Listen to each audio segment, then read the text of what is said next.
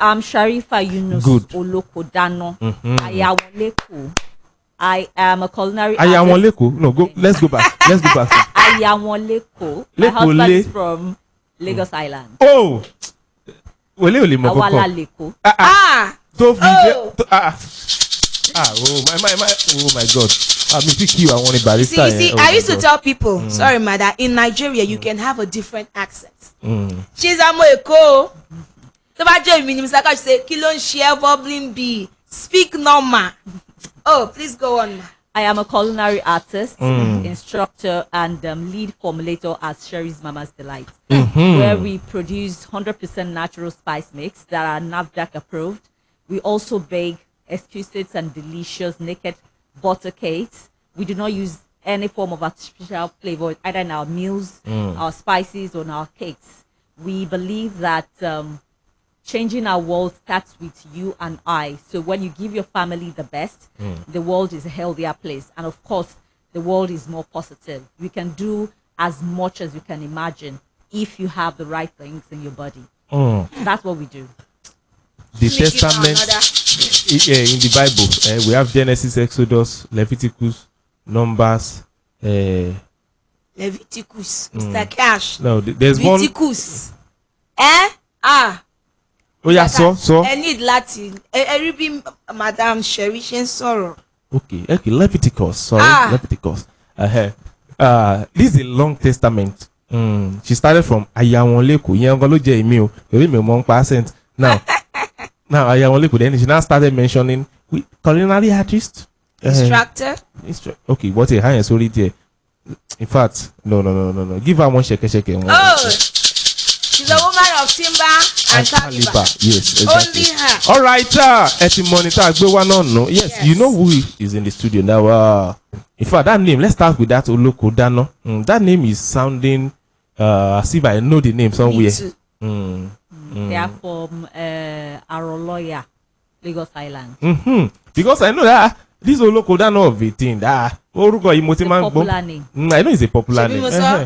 This name, I've been hearing it. Oh, we're pleased to have you in the studio, ma.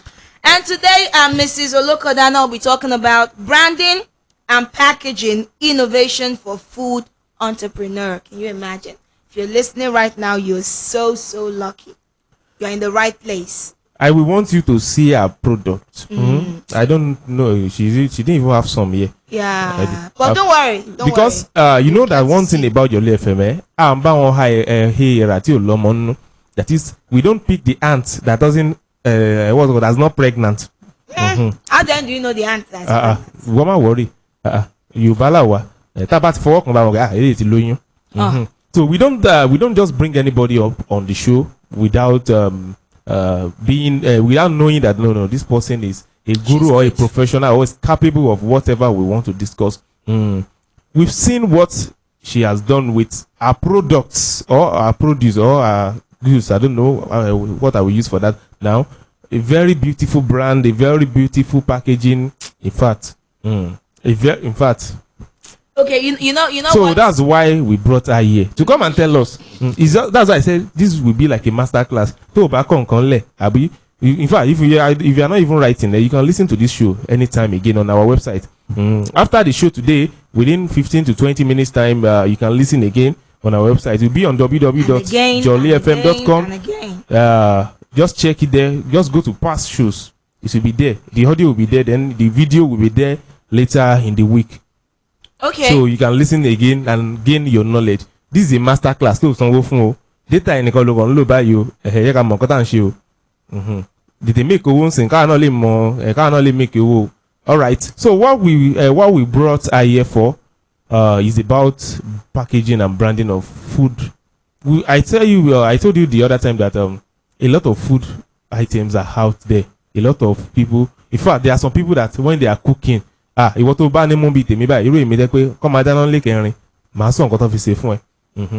that these people can cook. But if they package the food, we have packaging you take for the morals. Most of there's difference between buka, there's difference between canteen and restaurants. There's different. So there are some buka that very delicious food, especially amala when you go there to go and eat abula. But from the outside, apparently like she buy. You go discourage your belly. But when you taste their food, assuming someone just bought the food like in takeaway and brought it home, you will like, wow, I'm going to oh, so it means that they can cook, but they don't have the branding and packaging, and this kills many businesses. That's even for cooked food. Now we are talking about the uncooked one. You know that food have the one that is not cooked and the one that is cooked, and a lot of people are into both. So that's why we want to talk about that aspect now that will help you. All right, Bubbling B. Okay. First, before we start with our questions, when I talked about you, I heard you correct me concerning flavors. I want you to start from there. Can you tell us some of the natural flavors that we should use for cooking and the artificial flavors?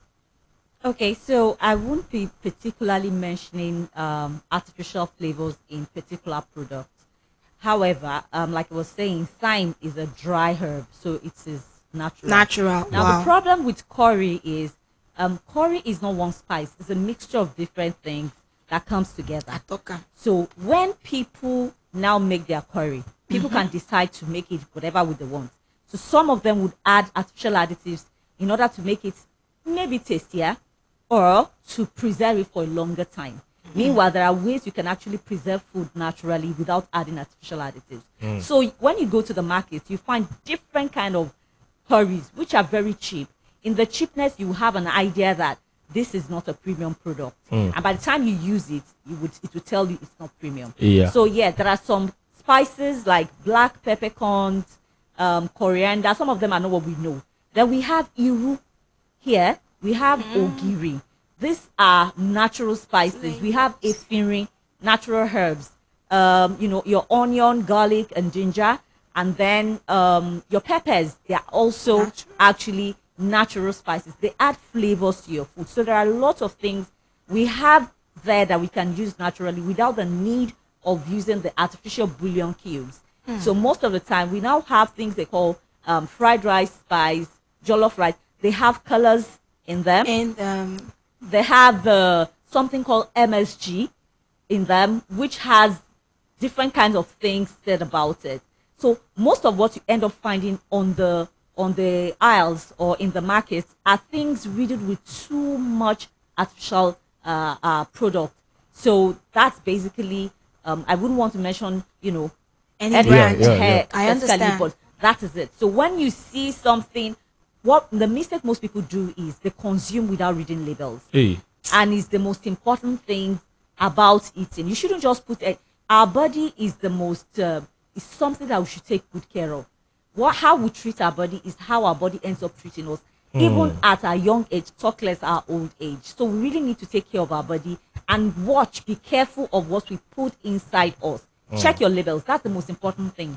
My kids know to always read labels. It's not just about when your food would expire. That's the least amount of worry, because usually when they put an expiry date, it could still go beyond some certain months. But what is more important is what is the makeup of what I want to put in my body. So that's it basically. So when you want to buy anything you want to use to cook or you want to eat, just read the labels. It will direct you. When you start seeing E110 off, usually there are a lot of chemicals. They cannot mention it because perhaps if you just go Google, it will give you problems. So they are giving us chemical they have codes. different ways that they will give you figures. E10, something. And because this thing, it's not like they are poison that when you take them and then you have problem. It accumulates over time as toxins. And then during the olden days, our parents, our grandparents, I won't even say grandparents, our great-grandparents, because the use of artificial fast life bouillon cubes and powders started during the time of our grandparents. But our great-great-grandparents, they lived longer. In fact, you find out that a woman would have up to 15 children without having any problem. yeah. Yes, there were high mortality rates because there were certain things that was not available. But a woman who is 15, who has had 15 children, you see the person looking fresh, and you almost argue it was because they practiced the slow method of cooking, whereby they go to their farms, take their herbs, take their spices, blend them, and then cook the most amazing dishes. We have some of the spices in Nigeria that we don't eat. We might not need to import, but some of our spices are just more specifically for local dishes. That was why we decided to create things that are not just healthy, but you can use to cook any meal that he wants. All right. Thank you, ma. One question, billion answer. Okay. I've interviewed you before on market nasals. And I learned that I think you study mass comm or something. Yes, I did. So that's why you can see, if you are listening to us, you see that the tempo of the answer, what's it called? The clarity, the pointing, everything is accurate. She studied mass comm, so it I was doesn't even going to ask about her educational background. Me, I want to know. Okay, she want to know about your educational background. I want to know about why you go into food exactly. Why you go into food, and I will please need you to be very closer to the mic a bit. Okay. More. All right. So I want to know about why you decided. Okay, I want to do this thing. I want to be packaging food, natural food or food that we make. Okay, we interviewed someone on the. Is it okay on Talk Cutting now? That was last week. We are talking about organic farming. So she talked about she decided that she wants to grow food, but she wants to grow food that will increase the healthiness of the body, not just growing food. Then she talked about her grandfather, that her grandfather and her own mother inspired that because they have farm, and her grandfather is not a poor man. He has a bicycle that time that would be like a limousine now. All those things that, okay, so that's what inspired her. So now, what inspired you? Want to know. Then Bubbling Bee want to know about your education. We just start from your growing up, your background, and how you started. Okay, so my mom, she loved cooking. She went to Queen's School. Well, when I say my mom, she was my stepmom, but she was the person I knew as my mom because she raised me, and kudos to her. So she loved cooking. She enjoys serving and feeding people. As a child, I wasn't much of an eater. I didn't really like eating. So, because I didn't like eating, it made her try to create more things that we would love to eat. So she encouraged me by cooking. So I see how she cooks. I see how she invites people over the weekend to come to our house, and then we make special dishes. That interested me. And there was this program we used to watch on TV that was a recipe program. So the woman would cook, she would mention the spices or the whatever she's using, and then the brand cube. So she was like a role model to me. So between my mom and I, my mom would say, "Sherry, oh yeah, go and get the paper and pen." And then I'll start writing recipe. And when we finish, she would say, "Don't worry, weekend we are going to cook." So most weekend, we're learning to cook several things. My father was born and bred in Ghana. He finished his university there, meaning that his tastes he had more different kind of meals that he would like. And so he would talk about certain dish and introduce my mom to a Ghanaian who would teach her. So my mom would cook. So we were open to different kind of meals. My dad believed that to raise a child is not just about what you tell them. So one of the things we used to do then was he would take us. I don't know if there's still Nikon Noga hotels. There was this Nikon Noga and then Sheraton's and Aguda Hotel. So maybe once a month we would go for dinner, and then of course we would always buy something different. So I was introduced to different cuisines, and I loved the way they were usually served. So that was my own introduction to cooking. But I didn't even know that was where I was going to. I wanted to be a lawyer. I wanted to be a psychologist. Every child's dream. I wanted to be so many things. I never knew that I was going to end up with food. But growing up, after getting married, I realized, okay, so because I don't like to eat, I was quite sickly. In fact, not quite. I was very sickly every month, and people would think I was AS. I used to feel so terrible ill. So when I got married, unfortunately, it was like my kids inherited that from me. And for every single month, we would go to the hospital. It became very embarrassing, such that when we were going to the hospital, I'm looking around. Will people notice me? And when we are in the ward, I don't want people to even know we're there, because every single month we're in the hospital. Yeah. So it got to a time that I was just fed up. Of course, it will cause problems when we are spending so much money on hospital bills. Then because we're highly medicated, antibiotics is not good. It was like we're dependent on them. So we kept going from one height of antibiotics to the higher one, till even almost the highest one was not really working. And then, I just sat down like, what can I do? I'm tired. Should I check what we are putting in our body? maybe if I remove this thing, maybe if I remove that thing, and then so it started with, I'm not sure, maybe body skin. So we stopped using artificial products on our body and on our skin, and then I was like, okay, let me remove artificial seasoning. By the time I started about 10 years ago, in fact, I didn't even have a phone that had internet. So it wasn't like I knew where to search or the names to search. I just said, let me try. And then there was once one of my kids had measles or chicken pox, and then I decided that we're not going to the hospital. She wasn't running fever.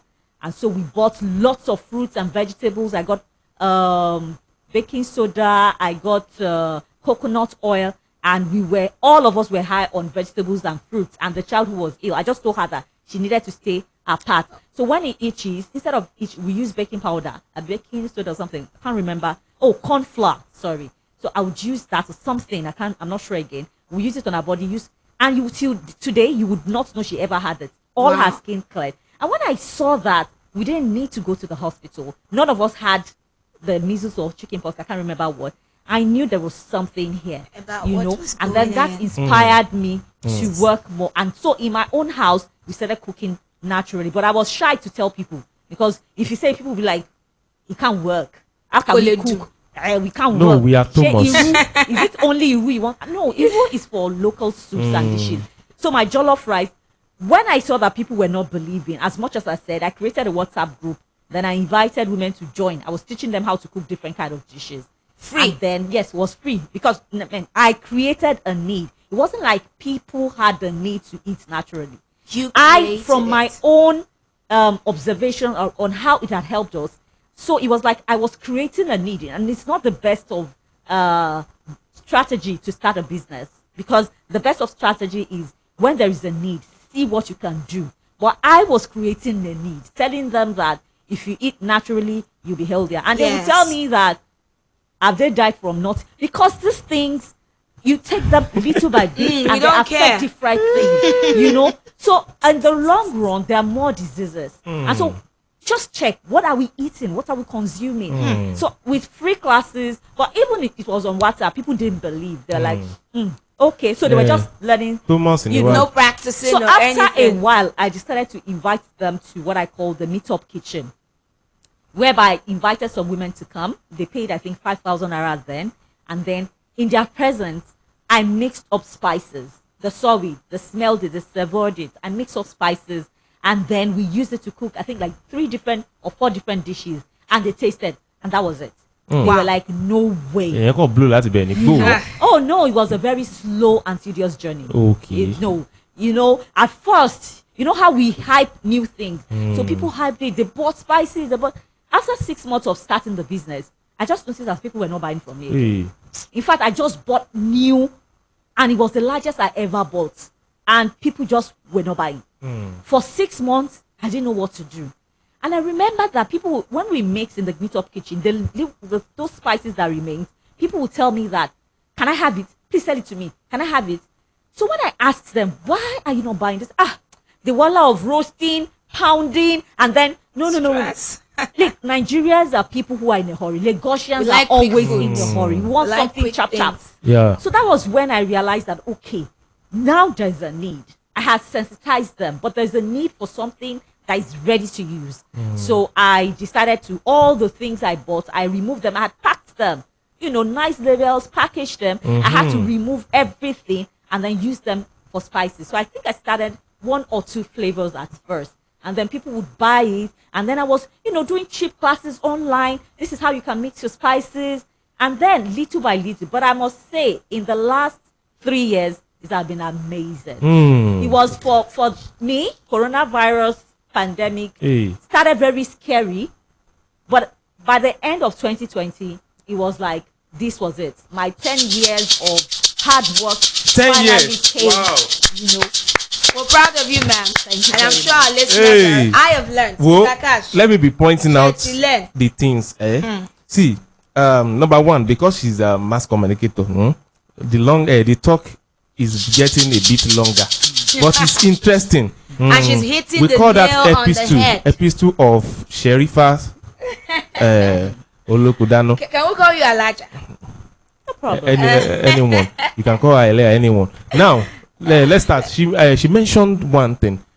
No, before you mentioned bouillon cube. Yes. Wait, I only know bouillon van. I don't know bouillon cube. Bouillon cubes are the things we use to season. They are generally called bouillon cubes. So they come in powder forms or cube forms. So we just call them. Okay, that's so seasoning cube. Is the same as bouillon cube. Okay. Then second one, you talk about you create the need, or you want them to know the need. I remember when we entered Molue that year. That time that I was still working, still on employment role in the Ikeja. When we enter Molue like this, these people that usually sell drugs in this thing, they would use a kind of appeal we call fear appeal. They will just tell you that they would, after greeting you, after the show more people see payan. In 1972, people see they will not start telling you some kind of stories that will grab your heart, like then you will not feel like many people see so they will put the fear appeal. Then they will not tell you, ogun me 2 million naira long time in pharmacy. I'm only no moto 5,000. You will not be like, and they will not use the price appeal again. Okay, well, it's cheap, let me buy it. Now that one they've used a fair appeal. But now you said you created what's it called, the need for them to eat healthy. But they were like eat healthy. And that thing is called ignorance. Even it affect everybody. Yes. Even you, there will still be some things you will be, they will just be ignoring. If me, I'm more. They will tell me, it's not good to now. Then for you now to convert that they are ignoring your need, you created a need and they were like, for you to convert it and make them want more is a kind of story. So in case you are listening to us, this is Joli Drive, and we are on the hot seat where we discuss something that concerns you. We'll be discussing natural food, how you can make natural food. Branding and packaging innovation. Yeah, branding and packaging innovation. Now we are not just talking about you making those things. Now we are looking at the business aspect. Okay, you want to make food like a business. You want to be selling food, either raw food or what's it called, or cooked food, either of the two, or maybe food. Should I call it food material or food equipment now? I don't even know the one I want to use now. So we are looking at the aspect of branding. Now she talks about when she asked them, like, why are you not buying from me? They were like,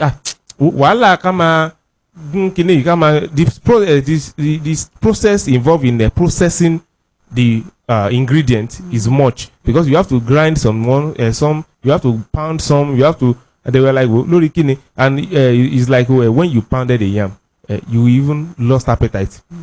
The stress of pounding. So,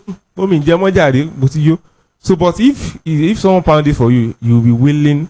So now she now see that opportunity, like, okay, they're buying a pound. If I never buy a pound, if you can't grind, I will grind it for you. So let me make it a processed ingredient already. Then she talks about she now created a branded packaging and everything. That's where we are coming to now. If she just put it inside, do you remember ice water? Ice water. The only difference between ice water and the normal water you want to drink is just that it's ice. Yes. Yes. Now later we have pure water.